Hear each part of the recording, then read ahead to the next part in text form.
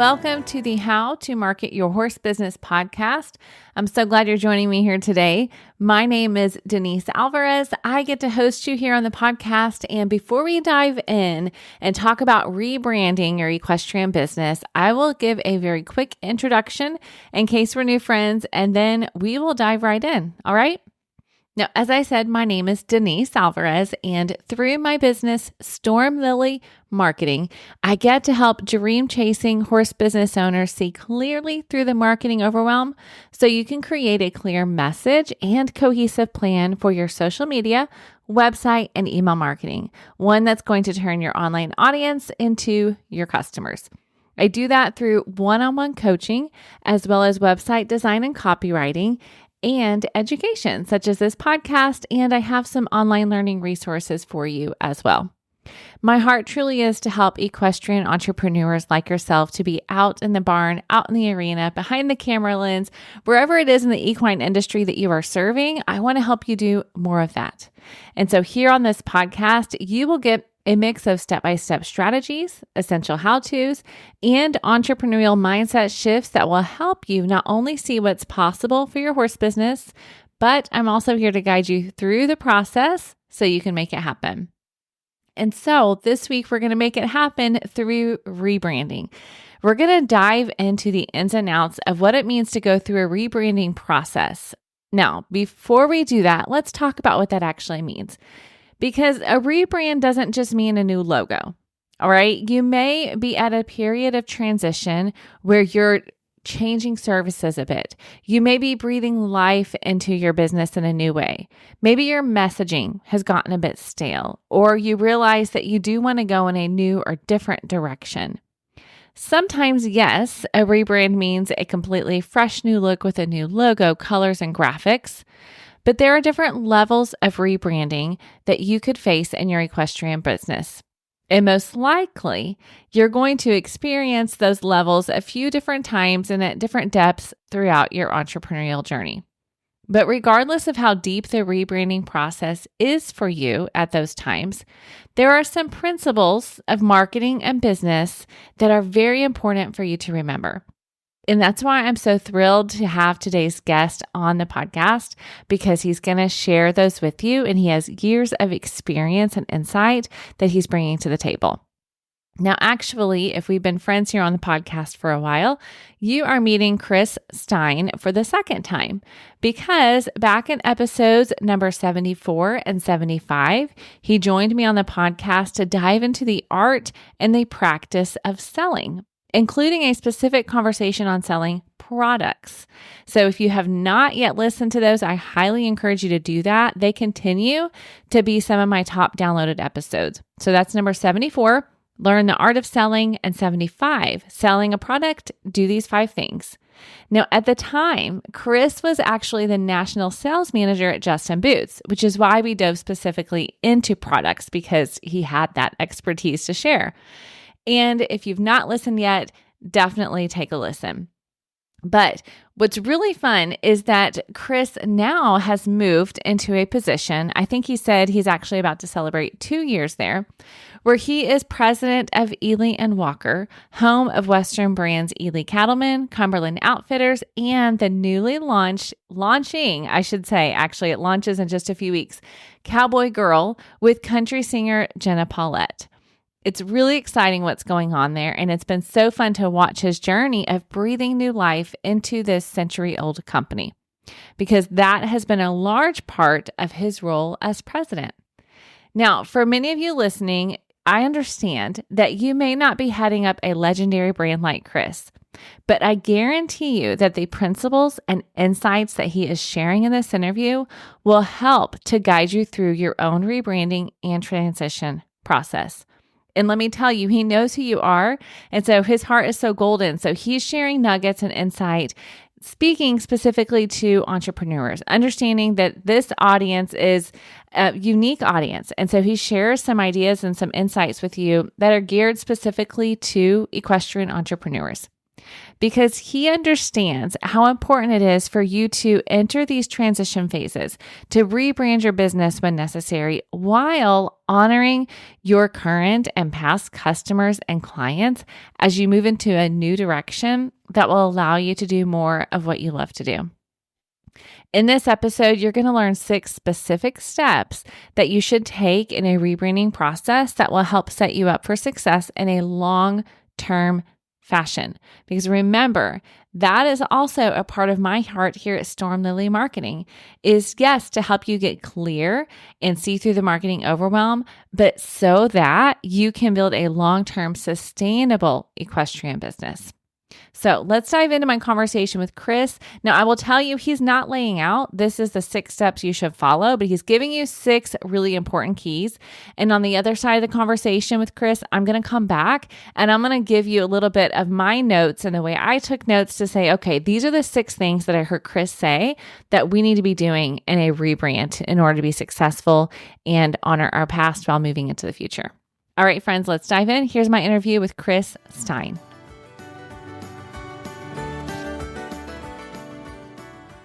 All right, Chris, thank you so much for joining me here on the podcast again. I'm truly so very grateful for your gift of time today. Absolutely. Glad to be here. Well, I know that we've talked about this is your second appearance on the podcast. And so normally I ask my guests to give us some of the background of how they got to where you are. But what I'm going to do is tell everybody to go back and listen to those episodes where you talked about selling, because actually, I don't know if I told you this, it is some of my highest download numbers, those episodes are. So people are listening still. And so I want them to go back and listen to get your intro. But since then, so when we talked before, you were at Justin Boots and you were the national sales manager there.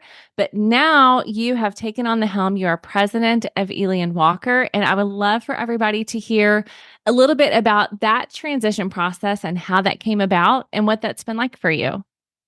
It's been an adventure, for sure. I think, the fun thing about it is that I learned so much under the Justin Brand's umbrella and decided at one point, almost 2 years ago now, that I was ready for a change. Not only a change in scenery, but a change in opportunities, and kind of made the leap of faith that something out there was waiting for me. So. Went through the interview process over a couple of months period, looking for other opportunities. I had a few things on the table essentially, and decided that Ely Walker was probably a much better fit for me. It's a solely owned company. The nice thing is that I can make all the decisions as far as the design, the merchandising, the social media, the marketing side of it. I do that myself and only answer to the owner. And essentially he's given me full reins and he says, run it like it's yours. And I do. I treat it like my own business. So there's a lot of freedom, if you will, a lot of additional responsibility that comes along with that. But I have a very creative mind. And so it was very easy for me to kind of sit in the seat, but at the same time, I have my fingers in all aspects of our business, from the design development, the procurement of new customers, all the way through to the channels of distribution, our distribution, how our DC runs, our warehouse, and customer service as well. So it's been quite a change. It's been an additional challenge, which has been fun for me, and I'm excited to continue those efforts. I think we're seeing some positive growth since coming on board, and it's been exciting for me to experience that as well. So. Yeah, absolutely. Well, they're super fortunate to have you. I can tell you, I've watched from the sidelines. Like I said, I've been watching kind of you share your things and the progress that you guys have made. And it's been so fun. And I would love to hear from you. I'm just curious because you went from quote unquote, just boots, footwear, right? You've been doing that for a long time. And then you stepped into a role that is a little bit more broad, it's apparel. And like you said, now you're touching things like design, whereas before you were focused on sales. Has that been Has that been fun for you? Has that been a fun challenge for you? What does that look like for you? Well, believe it or not, most of my education is in architecture and design specialization. So being able to, or having the opportunity to work with our merchandisers here at the office has been a lot of fun for me. And the fact that I get to have conversations and put my 2 cents in. I don't necessarily step in and take control of the merchandising side of it. However, I do throw additional ideas into the mix to kind of get them thinking about where the trends are. What are we looking forward to? What are the opportunities for brand extensions, whether it be ball caps or t-shirts or outerwear? Essentially, when I came on board, the president of the company was here for 32 years, and they were seeing just a basic non-growth pattern. There wasn't any large fluctuations up or any fluctuations down. There were some new customer acquisitions. There were some that were lost along the way. And it really gave me an opportunity to kind of dig in a little bit. And, I wear Western apparel on an ongoing basis. So for me, it was an easy fit. So hopefully that'll offer a little bit of direction, some of the things that I've been able to kind of get involved in. Ultimately, our continued opportunities, like I said, in the brand extensions and things like that we're moving forward with will begin to be fruitful along the way. So. Yeah. I'm excited for you to share with my listeners about some of those. Now, one thing you didn't say is that it's a legendary brand, right? It's been around for how long now? Since 1878. Ely Walker, back to 1878.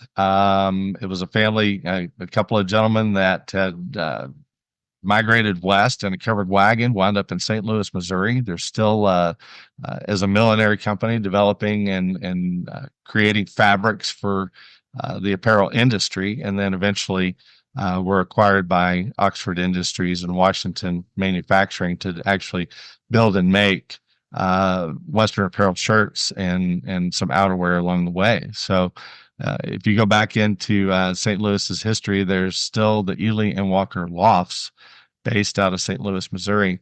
And the Walker name goes all the way up to President Herbert Walker Bush. So that was on his maternal side.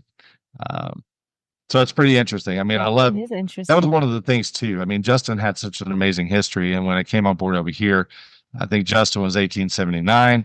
And I kind of tease my fellow friends that are still over at Justin that Ely and Walker is a year older than they are. So it's kind of fun that, in the history and the heritage always is important, I think, in the relativity of the brand, because,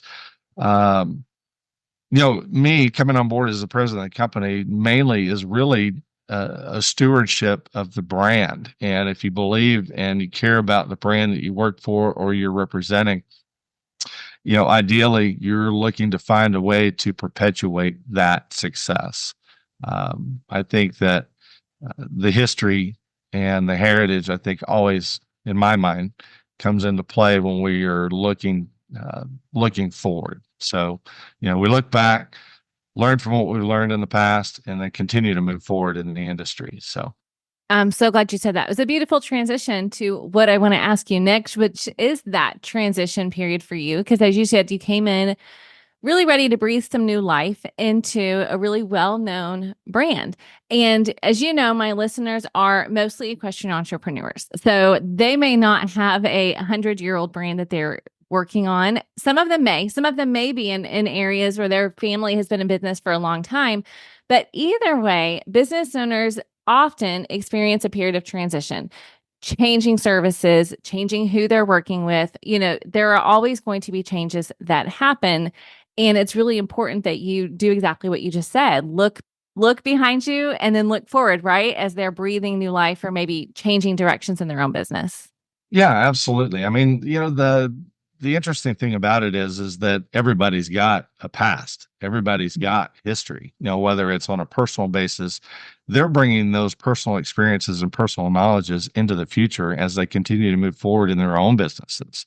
If they were training horses before they began to teach people how to train, if they were pleasure, if they were cross-country trail riders, and now they're offering an opportunity for people in their own backyard or in their own general area to offer cross-country trail riding, that they are, now they're the entrepreneur in that part of the industry. However, they're still relying on what their experiences were, um, what they liked and what they didn't like. So as they move forward and they construct and they begin to work within their own industry and their own businesses, I think that they're taking along their own personal experiences and then growing from that and then utilizing that knowledge that they've already got to help create what they're going to move forward with in the future.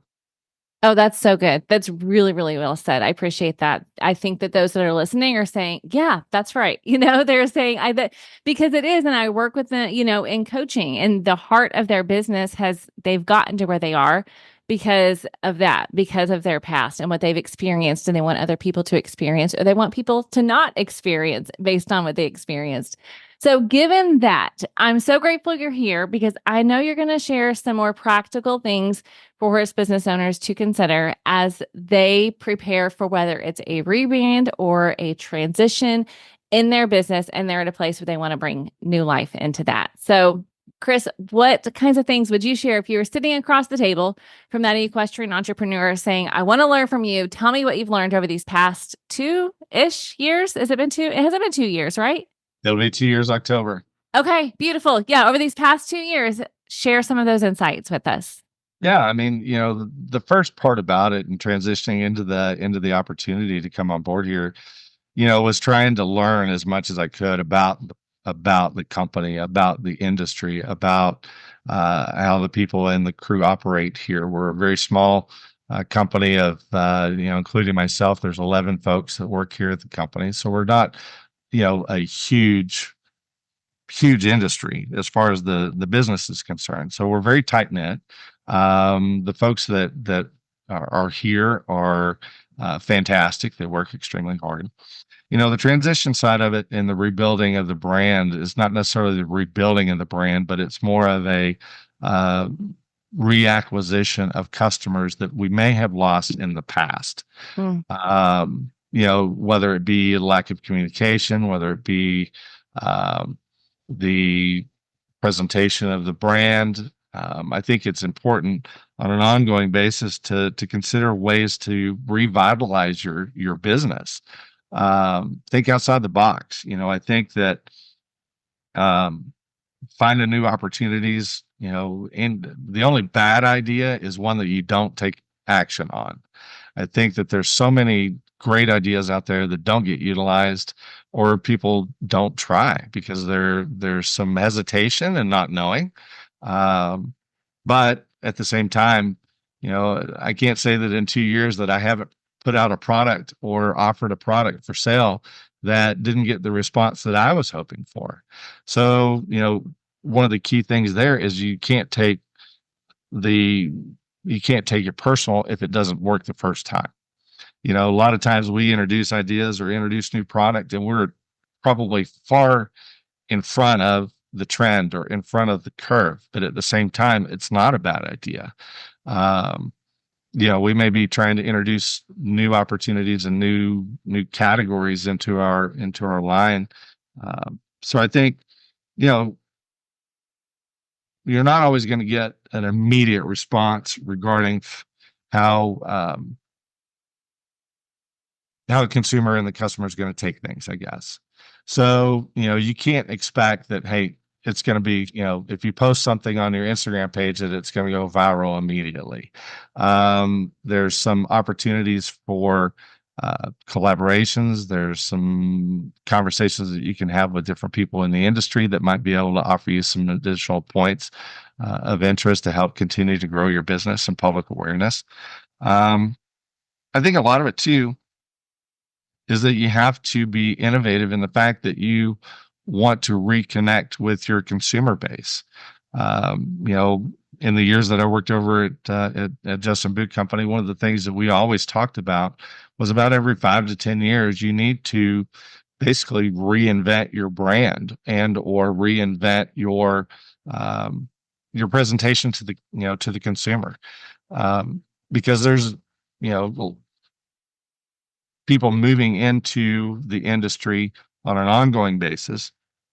And in order to acquire new customers and new opportunities, I think that it's important to redevelop, re-energize your brand, re-energize what you're doing in the marketplace, and uh, it gives you an opportunity to reconnect, in my opinion. So, excuse me. So do something different. Yeah. I think that that's probably a key takeaway. Do something different. About every 5 to 10 years, you need to do something different. Um, and those are some of the things that we've been working towards in transitioning and creating some additional public awareness. I had no idea how important or how common Ely and Walker was in the music industry. We're based in Lebanon, Tennessee, just east of Nashville, but I see more and more entertainers in the Western industry or in the music lifestyle that are already wearing our brand. But we're not doing anything to connect with those people, to connect the brand to those people, and then therefore utilizing those relationships to connect with the consumer at the other end. So we're trying to be a little bit more innovative in that fashion. If you're cut, if the folks that are working in the horse and equine industry, or if they see one of their products on a celebrity or on somebody that's an influencer in the industry, I think reaching out to them saying, "Hey, look, I appreciate you. I appreciate you. Um, is there a way for us to reach a market or reach out to continue to gain some eyes on the brand?" So yeah. Oh, well, I'm excited to see what's ahead for you guys then, because I've been seeing some of the people that you're sharing that's wearing your stuff. yeah, I mean, the fun thing about it is we just are in the process of launching a new category in women. Yes. Yeah. Tell us about that. Well, we were, we had an area within our own business that we weren't really developing or designing product for, and that's women horsewomen, or cattle women, or ranch women. Our product was a little bit outdated in what we were introducing, and we were introducing product essentially taking the men's patterns and styles and then trying to make them as feminine as possible, which doesn't always translate. So right. The category that we introduced was Cowboygirl with Jenna Paulette, who's a singer-songwriter, a Texas native. Her grandparents had a ranch in Thackerville, Oklahoma. So she has been around and is involved in the ranching industry. And we took, she basically had the whole platform laid out for us, which was amazing. It made it very easy for us to work with our merchandisers to help develop the category, from the color palette, the name of the colors that she wanted to utilize, the different finishes. She realized and has realized for the last 5 years that nobody's really attacking the women's ranching needs for apparel in the industry. Everything is so fashion oriented, but not functional in the saddle. So we worked very closely with her in the development of the product, and it's going to actually hit the stores at Boot Barn first part of November. So we're excited to launch that. It's created a whole new avenue of distribution for us. We've it was something out of the norm for the owner and the previous management, but at the same time, it was something that we identified as a need in the industry, and therefore found that niche. And I think it's going to be explosive once it does hit the stores. And for the first time, it also has created some additional public awareness for the brand. Jenna's connections with the music industry, her her publicity people, PR, record label, things like that, are exposing the brand to a whole different category of people. And we're seeing the residuals on our social media. We've had an increase of about 1,500 to 2,000 new followers, whether it be through RFD TV, collaborating with other artists that attended, including Ashley McBride, a 3-time Grammy Award winner. And Runaway June, I think we had the Castellos. So we had a really great launch party with her in conjunction with her new album. So That's some of the innovation. Those are some of the things that we have not done as far as our business model is concerned in the past. So for us to be able to connect with a whole new demographic, I think has been explosive for us. And we're extremely excited about it. I mean, I see the numbers, I see where we are in our social media engagement.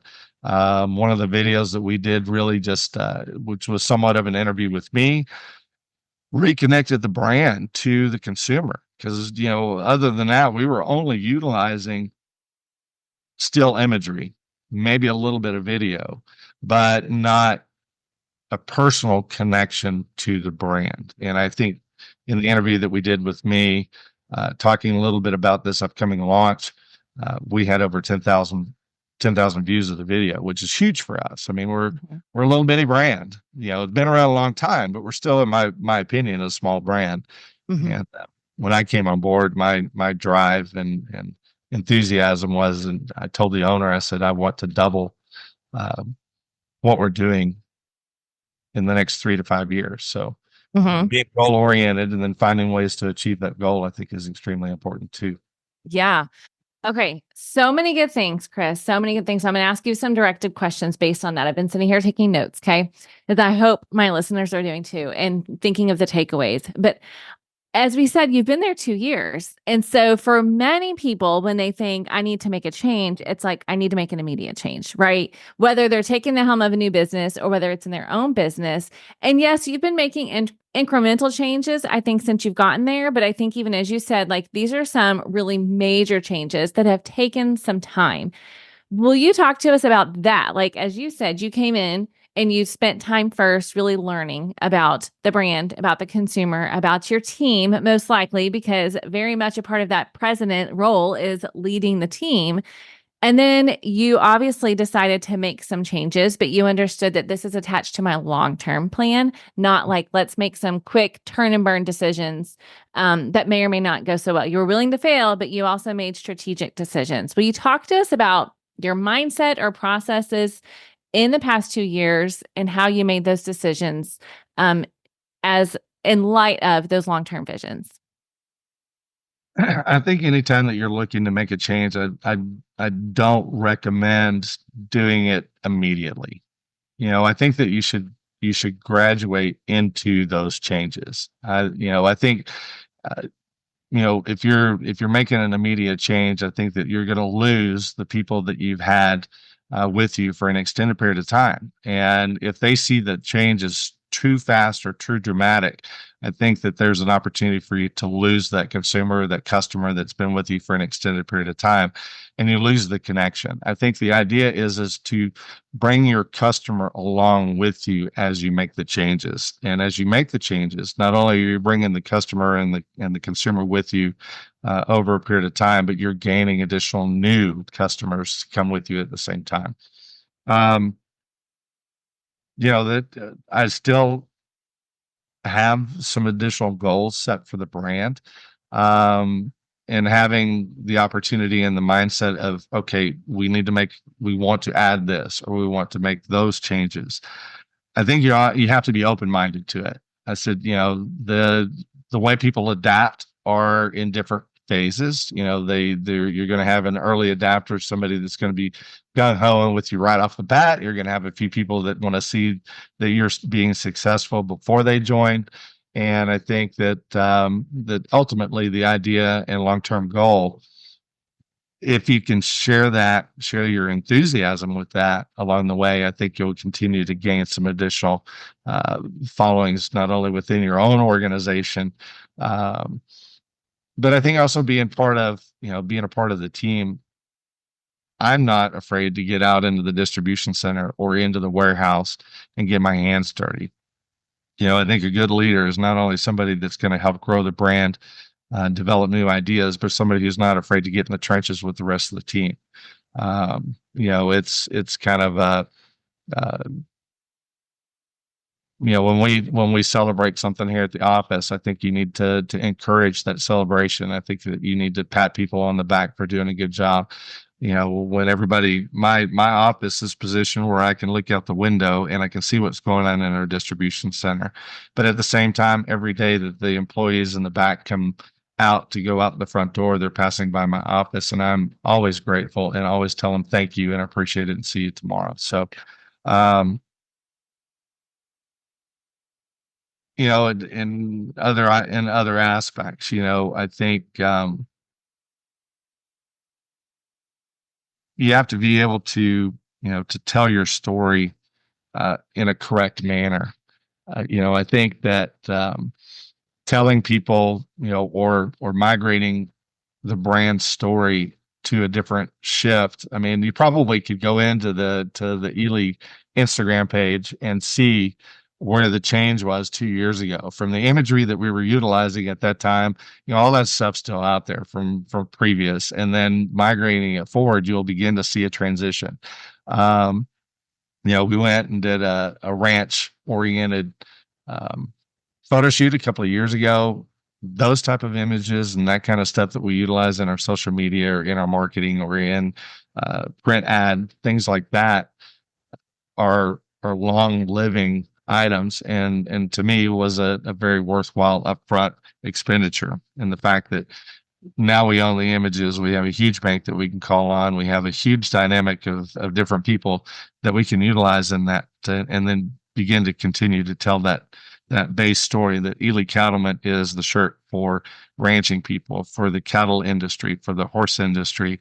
Um, but at the same time, we're taking basic shirts that we've been making and building for probably 50 plus years, and we're beginning to innovate. And the fact that you look for new innovations that you can introduce into the product that you're currently making or carrying, to keep it number one, not only viable in the industry, but to be out in front of your competition. I think that we've taken a basic Western snap shirt and we now ventilated it. So in the summer months when people are looking, or most ranching people that I've seen in the saddle during the summertime are still in long sleeves for the sun protection.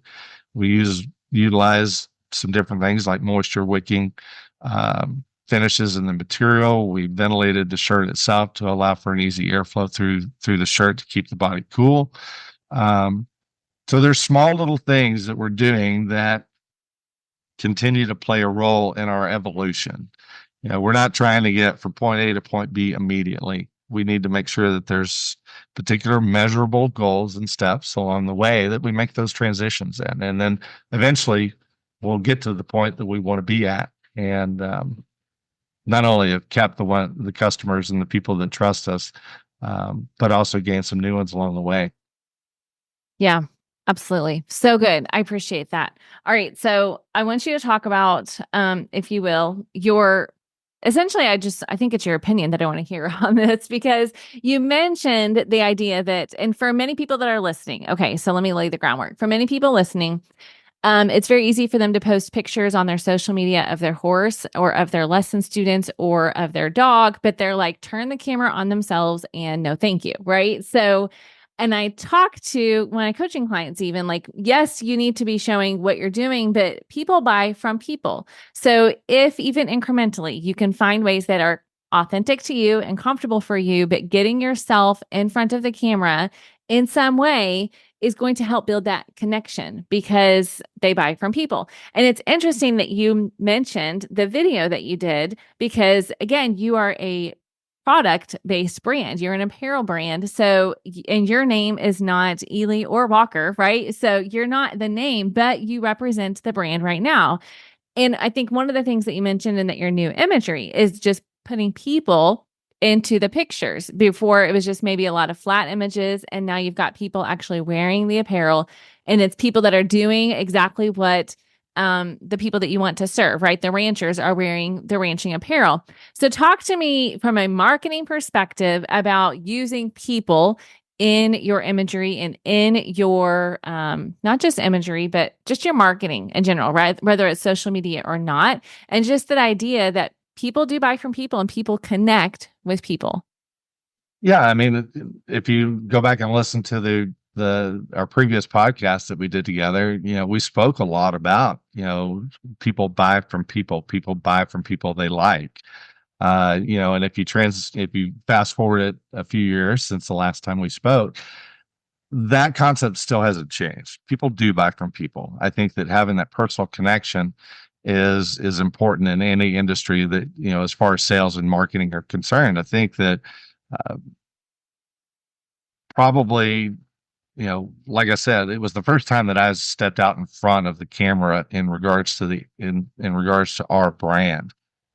And it was probably the most well received and fastest growing invitation to the brand, and a little bit of knowledge about what we're doing. I mean, if you're the owner, if you're the president, if you're the VP of sales, whatever that role might be, if if people can relate to the passion that you bring to the table when you're talking about your brand, that energizes your customer. I think it's important to, from time to time, it doesn't have to be an ongoing basis. It doesn't have to be all the time, but from time to time, they need to hear from your perspective about how exciting you are about introducing something new, or offering a new service or a new product, something along that lines.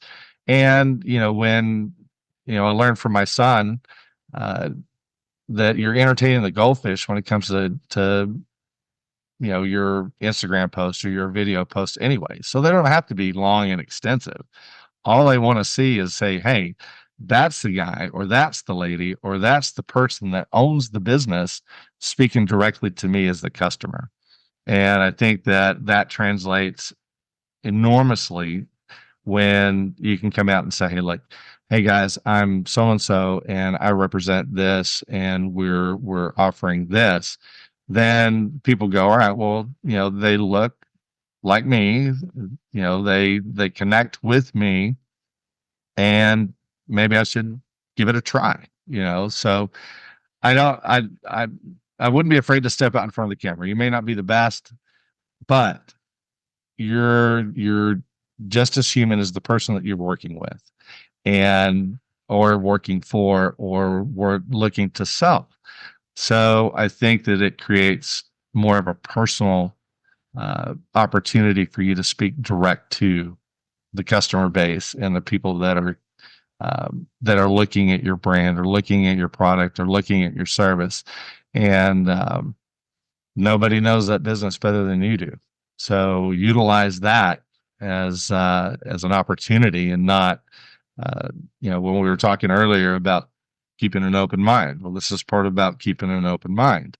You may not like what you look like or sound like on a camera, but whether you know it or not, when you're introducing people to your product in person, it's the same person that they're going to see in video. So I think utilizing some video, keeping that goldfish entertained for a short period of time. Most videos I don't think last more than 20 seconds or so. That's all you really need. Just touch on something that you really want to introduce, that you feel passionate about, and allow that passion to kind of seep through your video, and gain that attention of somebody that might be watching. Okay, that's so good. I love that you ended with that idea of letting the passion seep through, because that's like what we talked about before. You have the heart for your business, you have the heart and the passion for your customer base, and that will show through, and that connects to people, and they see that, and that builds that trust. Okay, I have one more question for you, Chris, if it's all right. You talked about reconnecting with your customer base. I'm curious from a super practical level, and of course, it will look somewhat different for you. Yes, but for those listening, this idea of connecting with your customers is so, so important, because very often when we are considering making a change in our business, we do it in a silo from our own perspective. And we think we know what people want. We think we know, or even sometimes I've worked with people who will say, they aren't asking for this, but I know they need it, so I'm going to create it. And then it flops because nobody was asking for it, right? It's not really meeting a need. And so it's so very important to have those conversations with your customers. So what did that look like for you guys? I know it's a broader base, but I'm curious from a very practical perspective, like I coach my clients, of course, get on the phone, like pick the customer that you want to duplicate, and then get on the phone with them and just learn about their buying decisions, what caused them to work with you, why do they continue to work with you, and really understand on a psychological level their decision-making process. What did that look like for you guys as you were in this rebuilding, rebranding type phase? You ask some pretty tough questions from time to time. I think that, after being in the industry or being in the, working for Ely and Walker for the last, after about a year, um, we were bringing on board and looking for new ways to innovate, something that people have had in their closet. Their granddad probably has an Ely Walker or Ely Cattleman shirt in their closet. So the idea was to kind of dig a little deeper. Where's the heritage of the brand? What are we going to do differently? Um, in analyzing that, along the way, like I said, the folks that have worked here in this office have been here for a very long time, and they're a wealth of knowledge when it comes to what has happened in the past, what's been going on in the industry for years.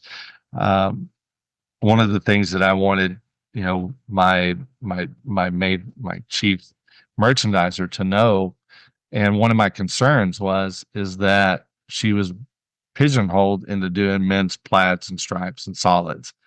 And she is much, I think it's the responsibility of anybody that comes on board in a company to be able to identify the talent that they have and whether or not it's being utilized to the fullest. So my merchandiser was doing men's plaid stripes and solid snap shirts. There's nothing fancy about it, but she is extremely creative. So one of the things that I discussed with her before even taking on the role as the president of the company and in my transition was I picked her brain. I wanted to know what her passions were. I wanted to know what we could do to stimulate her creativity again. She's been here for 20 plus years. So, it was all old news and doing the same thing over and over every day. So we put her on this Cowboygirl launch, and she has had more fun and more pride in the development, and was part of our launch party, and to see her shine in such a way, I think that being able to identify new opportunities with the people that you have and the resources that you have is important. We were talking and visiting with uh, one of our largest customers in the process on what they were seeing in the marketplace. I think doing some research before you put something together is important. Nobody knows your brand, number one, better than you do, other than the customer that's already buying. So you're number one, your customer is number two, and they have a different insight and look into your company than you do. So I think asking your customers what's going on in the marketplace, finding out what's trending and what's not trending, and what they would like to see from you is important. And you bring it back to the table, then you use the creativity of the people that are directly around you, and it engages them in a whole different way. And then they start thinking outside the box. They go, all right, well, here's something that I haven't given any consideration to, or I haven't thought about. And you ask questions. You say, all right, well, if we're doing this, what if? I think the what if could be an amazing tool. We're doing it this way, but what if we did it this way? What if we made an improvement in this product? What if we offered another service on top of what we already currently offer? Or what if this isn't working? What if we did this instead? So I think consistently having conversations about opportunities, I think, can eventually spur the right movement in the right direction and create some amazing opportunities along the way. So that's kind of, in a nutshell, testimonials, I think are probably, whether it's internal testimonials or external testimonials, can really give you some additional insight on whether you're hitting on all cylinders or missing somewhere. So. Yeah. Well, and you made a good point about you talked to your merchandiser who's been there for a long time. So for you, that was some of that learning phase. You maybe weren't calling on customers you want to duplicate, because number one, it's a different business. So I didn't expect that to be what you were doing. And that's what I encourage small business owners to do. But you were talking to her, and I'm guessing that she already had a pretty good insight and understanding after being there so long of what customers were asking for, and what she had an idea of what they would like, because she's been studying the market for a long time as well. So you were getting that customer insight in a different way. But I'm curious, even like, I'll ask a very specific question and you can be like, Denise, quit asking so many questions, and that's okay. But you mentioned the vintage shirts, right? And how that's something that you knew people wanted in the summer. Was that how did that come about? Like, on a very practical level, you were meeting a need. Is that because you were talking to people wearing the shirts, or your team was like, what if we did this because we know this is a problem that we should address? Just even that innovation, how did that come about? Well, I was seeing a lot of the ventilated shirts in the outdoor world. So product, doing some product research and seeing what other companies are doing in the industry, and how can we take the innovation and bring it into our own product mix. We weren't sure that we could even do it. So the idea is all right, well, we're seeing ventilated shirts mainly in the back, along the sides and different areas, but how can we make a ventilated shirt that doesn't look so ventilated and still utilize and still keep the DNA of the brand? So the idea is all right, we make a really great basic polycotton blend shirt in 6 different colors, and we do an amazing amount of business with it. Can we take the yokes, the Western style pieces of that shirt, and then create a ventilated system where it lays the same, it looks the same, but allows that airflow through the shirt? And sometimes it's trial and error. When you're coming to innovate, coming with new innovation and new construction in anything that you do, there's a learning curve, not only for us, but the factory that's actually going to put the shirt together for us. How do we create that innovation in a way that still doesn't interfere with your production schedules? It's more complicated to do different things, because usually when you're manufacturing or when you're doing something, you've been doing it for such a long period of time that when you introduce something new, it kind of throws a kink in the way things move on an ongoing basis. So when you're looking at productivity, yes, there's more steps involved. Yes, it's going to take a little bit more time. Yes, it's going to have some additional material involved in the construction, and therefore, you look at it all the way back to just the fabric itself.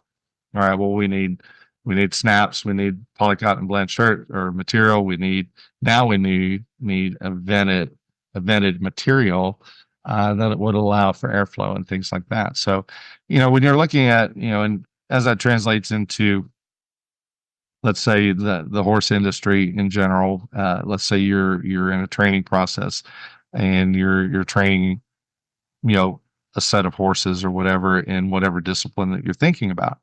So if you're going to take it one step further, if you're going to introduce, a new piece of information that you've learned along the way, is that going to create a disruption or a disturbance in your traditional daily flow of your workload? More than likely, yes. But at the same time, you're creating additional value. You're creating additional demand, because now you're one step closer to a much better finished product, much better finished horse. So I think that you have to look for some different pieces of innovative ideas and innovation in the construction, in the presentation, and in the daily work scheme. I think that those kind of things are what keep you ahead of the market. And they say that if you're not the lead dog, your view never changes. So we want to be in the front. And sometimes we're early. It's okay to be early. You just you shelf it for a period of time, and then as the market begins to catch up to you, then you re-release it. And then it gives you an opportunity to rebrand. It gives you an opportunity to revitalize something that you may have felt like you've lost along the way. So I think that innovative thinking and thinking of different ways to improve on what you're already good at. Yeah. So good. Okay, Chris, I appreciate you so much. And I appreciate you just letting me kind of ask questions here and there to get a little bit deeper with things. I'm curious before we go, if there's anything else that if you're, again, sitting across the table from an equestrian entrepreneur, they're talking about trying to rebuild their business in the marketplace or breathe fresh life into the brand. Is there any other last parting advice you would give them? I think that, number one, if you kind of look back in our conversation, we talk about heritage.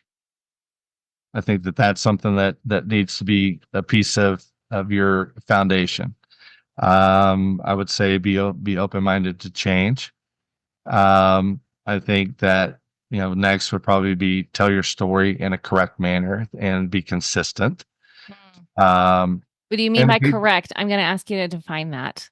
Well, I mean, if you're playing, if you're telling your story and it's based on the history of the brand, I think that you need to continue to tell that story based on the history of the brand moving forward. However, I think that, so there's some consistency there. I think if me coming on board, if I want to make a change right away, we discussed this. I think making those changes too quickly can be detrimental to your overall business. So when I say correct, do it in a timely manner. Don't do it over, do it, Gotcha. In measurable increments and not do it right away. So I think engaging your customer, on an ongoing basis, whether it be through your social media platforms or whether you connect with them directly. I think that engaging your customers gives you that feedback that you need to continue to move forward in those innovations. The cool thing about the heritage of the brands is it makes you special in a marketplace that may be crowded. Yeah. People buy, number one, from people. But they also buy brands that they trust, that have been around for a period of time, that they can relate to, whether it's, their granddad's snap shirt that says Ely Cattleman in it, and to today's snap shirt that they may be buying, and have that lineage, that connection, that heritage to the brand, whether it's, even if it's in their own family. So there's some different things that I think that you need to identify that sets you apart from the rest of the herd, that make your brand special. And I think one of them is the person that owns the business, that is the president of the company. Those are the things, and having the right people in place are the things that make your company, your business special in a crowded market system. So. That's so good. I love that for parting advice. So for those of you listening, let this be your reminder that as you are building your brand or rebuilding your brand, don't do it according to whatever else you see going on in the marketplace. Like, be aware of your competition, but if you're just trying to duplicate their efforts, it's going to fall flat because it needs to be unique according to you and your brand and what you bring to the marketplace. So good. Thank you so much, Chris. I appreciate it. Tell everybody where they can go find you. Of course, I'll have this on the show notes, and I'll have the links to all of the social media things for Ely Cattleman and the new Cowboygirl, if I say that correctly. Yes, all of those Cowboygirl. things. But for those listening that want to pull out their phones, tell them how they can connect with you. Yeah, absolutely. You can find us at elycattleman.com, ely.cattleman. .com, our websites, our Instagram pages, and check out the new Cowboygirl collection on our Instagram page. It's fantastic. I think you'll enjoy some of the video, the imagery. You'll see my interview on there. You'll see how we presented it in the launch event in conjunction with Jenna Paulette. So I appreciate it. Yeah, absolutely. And for those listening, I know we have Western and English friends. So for my English friends who are saying, I'm not a Western brand, I still want you to go look, because we're just talking marketing and branding and visuals, and you can still learn from either way. So please go check that out.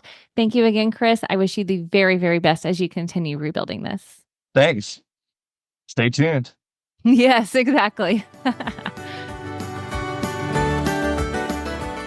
All right. What did I tell you? So much insight and experience and just generosity and sharing. And I really appreciate that. And I hope you guys will reach out to Chris and let him know what a gift it is, for him to give his time here so that equestrian entrepreneurs can learn from his experiences, and what they are doing at Ely Cattleman and Ely Walker is so exciting. Now, as I promised you, I was taking notes in my conversation and I pulled out the 6 steps that I heard Chris share that will apply to you in your horse business. Now, of course, I have these highlighted on the show notes. So again, if you head to stormlily.com/150 for episode 150, you can get that. But if you're listening now and you want to hear what I pulled out, I want to share that with you. All right, step 1 is learn first. Chris talked about avoiding the temptation to make immediate drastic changes on a whim, and for you to first focus on learning about the brand and your team and your existing customers, your potential customers. Do the research before you start making big decisions. Step 2, look for ways to revitalize your business. Chris talked about giving yourself and your team permission to think outside of the box in this step, to ask questions like, what if? And then make space to explore those answers and to be willing to fail and not take failure personally, and to have measurable goals and steps to guide you in that process. Step number 3 is reconnect with your consumer base. He talked about listening to your team members and also making sure that your existing customers and clients are a part of this rebranding or transitioning stage. They have helped you build the brand. I even heard Chris say that nobody knows your brand like you except for the people who are already buying, who are already your ambassadors. So reconnect with them. Step number 4 is to do something different. If you're going to breathe new life into a brand, that means you're going to need to do something new. So look beyond. Sometimes you can look beyond the equine industry for innovation and look for ways to bring that back into your horse business. Step number 5 is to keep the personal connection to the brand. Remember that people buy from people, and especially those of you who are owners of your equestrian business, then this really applies to you being willing to get in front of the camera, show your face. Remember that the passion that you have for your brand, your business, your products, and your services will energize your customers. So get in front of the camera and share that passion with them. And step number 6 is to embrace that the heart of your brand is what makes you special and unique. Yes, you're going to breathe new life. Yes, you may be transitioning, and it may be tempting to throw everything out and start from scratch. But I want you to remember, and Chris wanted you to remember, that there is a heart. There's a legacy behind your brand that will always be present, regardless of the visuals. And that when you keep that heart at the center, when you keep that heritage and that legacy, the heart of your business there, that's what's going to set you apart in a crowded market. You guys, this is so much good information. I hope that you know what a treasure trove we have here in this podcast and with Chris being willing to come on. So make sure you go and check him out. Go check out what they're doing with their rebrand. Go check out the new launch with Jenna Paulette that they're doing with Cowboygirl.